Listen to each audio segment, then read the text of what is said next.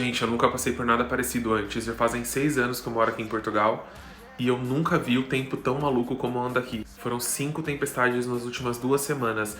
Foi a Ingrid, o Joseph, depois a Kristen, que foi a pior de todas, aí o Leonardo e agora a Marta, e o tempo tá extremamente maluco. Hoje, por exemplo, a cidade parece de filme fantasma. Ela tá soterrada em neblina. Olha isso aqui. Eu, particularmente, acho lindo quando o tempo tá assim. Eu não vou ser hipócrita. Porém, Portugal está alagado, embaixo d'água. Tem tanta gente em dificuldade que dá uma dó das pessoas que estão com problemas agora, sabe?